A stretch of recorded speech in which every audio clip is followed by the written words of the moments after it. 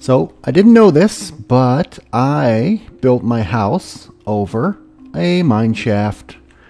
This is super, super awesome because of things like this, which I have not opened this chest yet, so I'm hoping... Ooh, name tag, yeah. Okay, I'm gonna take all this stuff. I'm gonna leave the rails for now, but I'm gonna explore just a little bit. I really don't want to go too far because I will definitely get lost. I did not plan on finding this. I was just coming down here maybe for some lapis, some diamonds, and this looks pretty big.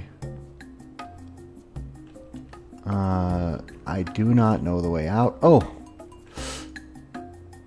what's this? Fire protection. I was really hoping for that notch apple so that Vaughn could make his banner. We'll just look around a little bit more. Oh, another one. Here we go. Notch apple. Oh, depth strider. Oh, that's not bad actually for this map. Oh, I can't get it because I have junk in my inventory. I have junk in my trunk.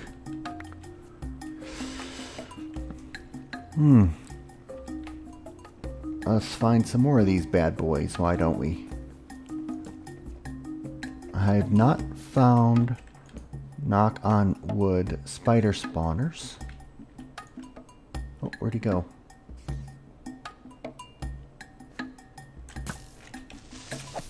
There he is. I found plenty of gold, plenty of emeralds down here actually. There's a, apparently this is a Extreme Hills. I didn't know really that either when I picked this location. I got extremely lucky on all fronts with this location. I hear spiders. That's probably not good. Meaning cave spiders. And this is obviously not the way that I came. And it's leading away. I'd love to find a spawner down here. So I'm just going to explore. Actually, I want to bring this stuff back. And I will let you know when I find anything really nice. There we go. We've got 2 bits of cave booty. And we got some cave guys wearing booties coming. Whoa! Whoa, swing! Swing and a miss. Swing and a miss. Swing and a miss. Ooh, okay, let's...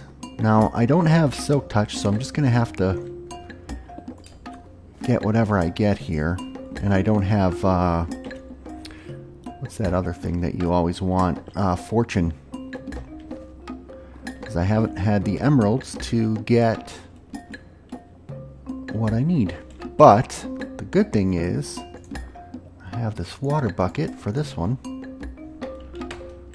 I'm not doing this in the absolute safest way, meaning like light up everything around me. But I now have a diamond pick, which I can use to get the obsidian. Ooh! That I need. Oh no, you know what? I can keep getting a few more emeralds because... I guess I'm going to leave this redstone. I can keep getting emeralds because then I can trade... Oh, there he is. I can trade for the looting book. No, I don't want the looting book. I want the fortune book. That's what I was thinking of. I want the fortune book really bad. There's some gold. I'll come back down here when I have Silk Touch and Fortune, or Fortune. For now, we're just going to look for diamonds and emeralds. Am I in Extreme Hills? I'm in Extreme Hills. Excellent. I know I passed a chunk. Oh, there's a lot of good lava down here. Excellent. Yeah, check this out. This is the chunk of emerald ore. But I really want fortune before I try and get this, so we're going to note these coordinates here. Alright, so I am standing here in the start of my latest build, which isn't going to look like too much at the moment, but I'm so excited I wanted to show you 8-Bit Dame has joined the server. I hope she enjoys her time here.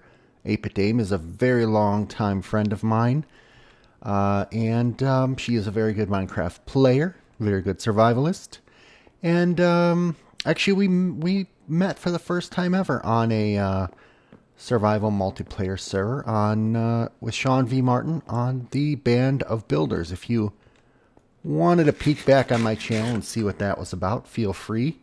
But we are now focused on our islandic future.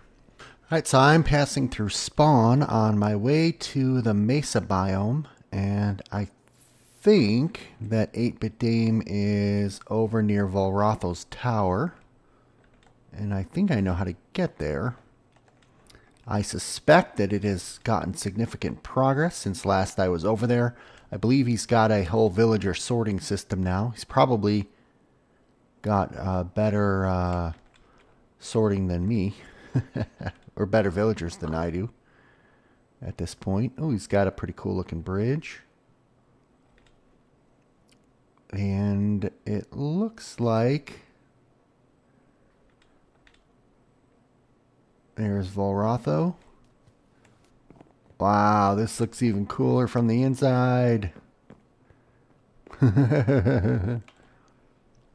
Whoa, I don't want to fall down there. Check out this view. Very nice. It's interesting. They put these slabs over the trees to control the growth of trees somehow, and I'm not precisely sure how they do that or why they do that. Alright, I'm now at the bottom. Nope, I didn't fall, or at least I didn't die. Volrotho says that the zombie spawner is down here, and I would actually love to get some more rotten flesh so I can unlock my clerics and see if they trade lapis or what. He's going to lead me to it. So it looks like it's right here. There's a button on the wall. I don't know what that does. And there's a lever here. Oh. I've never seen this design before. Oh, and this is like where he sorts them, and then he's got some in there. He has more than me. So do they just fall in here? I don't actually know how this one works. I'm not familiar with this design. Oh, he says look down. Okay, there's the spawner.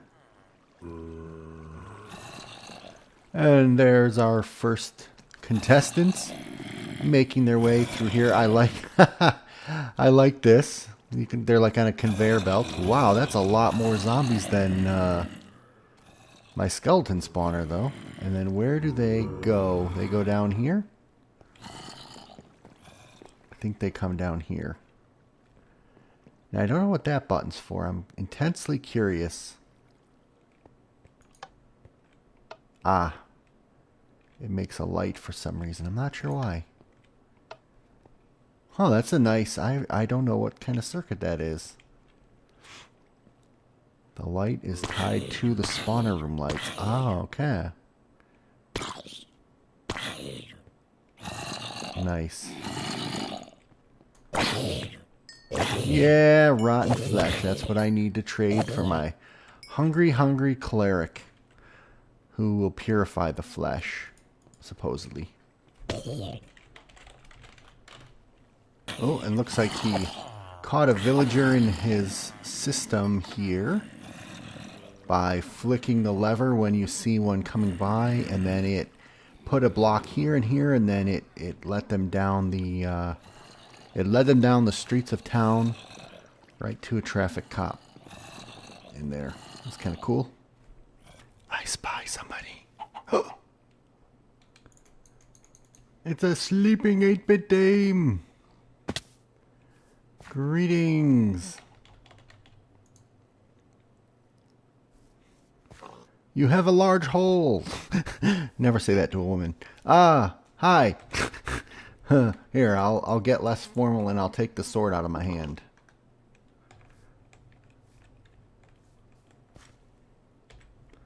You have a Triforce on your head. Yay. Oh, and that's a Zelda heart on your shirt. That's, I get it. I get it. I get it. Anyway, enjoy the welcome gift. Welcome to the server. Just passing through. And we have more cave booty. Alright, so I've made myself an enchanting table out of some of my cave booty. And I'm about to finally get Silk Touch. Putting it on a diamond pick. Efficiency, Silk Touch, Unbreaking. I like it. I will take that. And this is in a new part of my base, which is sort of a... well, I won't tell you what this is going to be just yet. I'll show you it as I make it. But these are going to become bookshelves here. The stone's going to get replaced with bookshelves. I'm not 100% sure if I like this layout. It feels a little bit crowded right here. I might move the enchanting stuff back here, but there's actually not a whole ton of room. But anyway, this tower is sort of like... here, let me go... I'm going to go out of here. So you can see it from a little bit different angle. It'll make a little more sense. But it's sort of like an inner wall and an outer wall. The inner wall is the light blue, and it's higher on one edge. And the outer wall is the dark blue, and that's higher in the back. And actually, even up here is not quite high enough to appreciate exactly what it looks like. You need to kind of go back a bit more.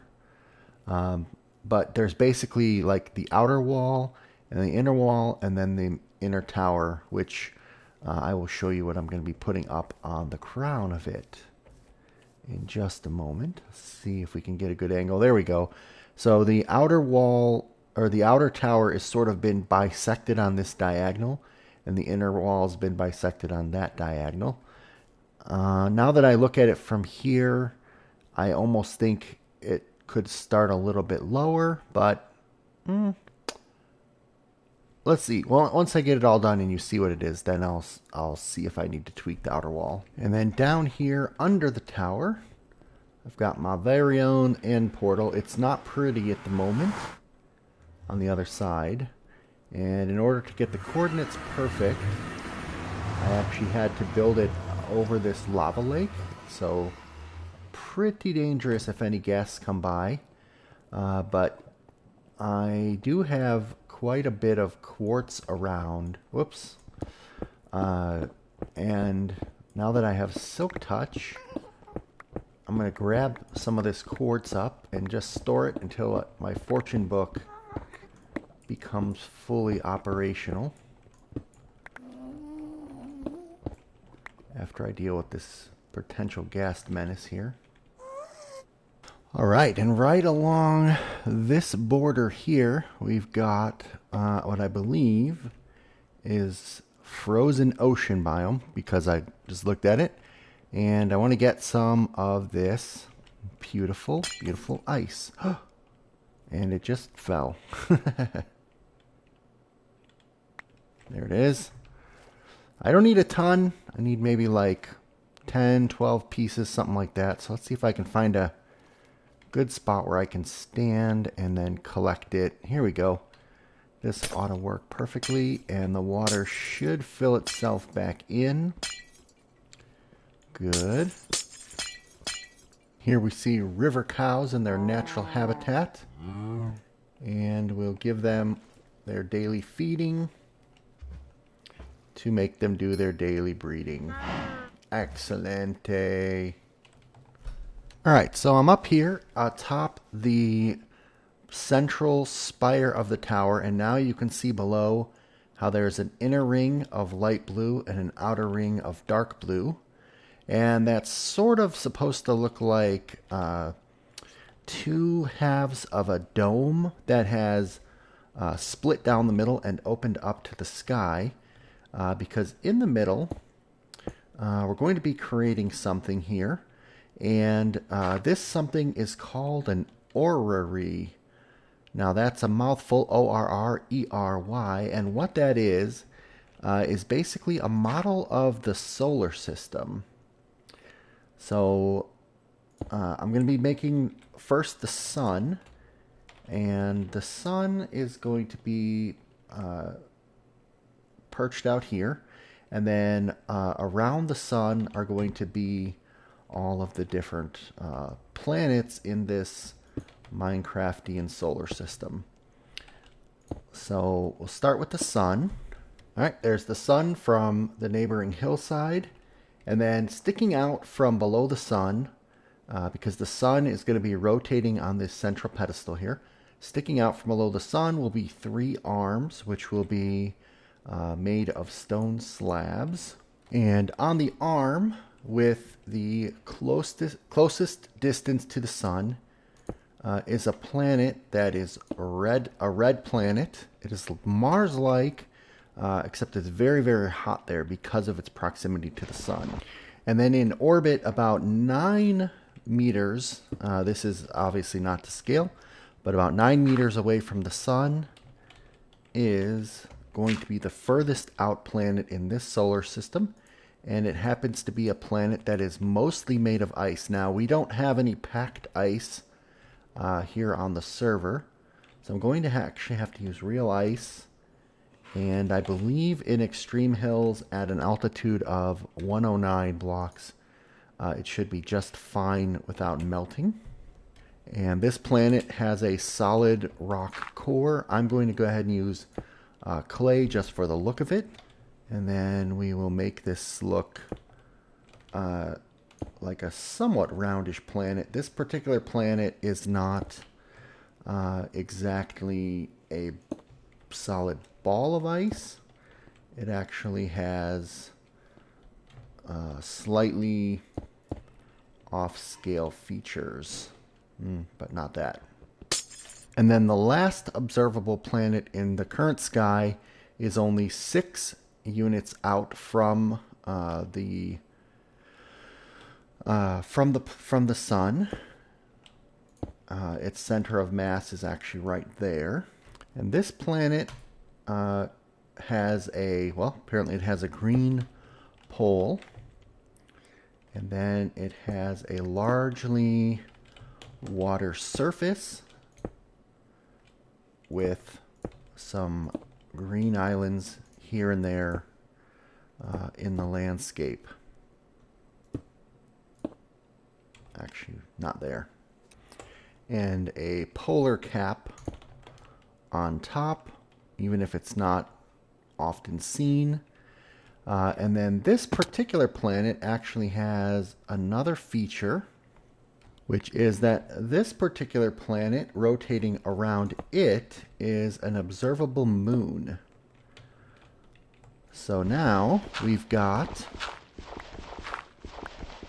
a water planet with a few islands with a moon circling around it. So this arm, if you can imagine it spinning around, and the whole while this arm with the planet on it is spin, and these other 2 arms are circling around the sun, and all of it is in motion. It is a kinetic depiction of the Island Life planet's solar system. We'll take a look at it from some other angles. So from here you can see the hot planet close into the sun, and you can see the Earth-like planet with its spinning moon. Here is the view from the bridge down below, so you can see all 3 planets, the Mars-like planet, the Earth-like planet with its moon, and the Pluto-like planet. I think it looks pretty good from over here. And you can see kind of the third angle here of the orrery as well. And then lastly, in order to mark the passage of time as the celestial bodies spin around in their orbits. We are creating this ring around the outside from which you can view the bodies and take various different measurements and align it to the heavens up above. So there's a close-up view of all of the bodies. And because this has been built right up, it's intentionally tapping into this mystical energy barrier. I actually need to use a piston in order to push one row of blocks past and into the barrier itself. So we'll go ahead and do that. And that will allow us to build the complete design. So we need a piston. Now it should be facing this way. Perfect. And this is the block that should be pushed out. The first block anyway. So we now have a block out beyond the barrier.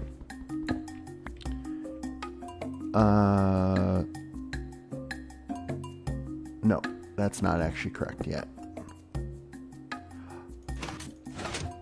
Oh, you can't.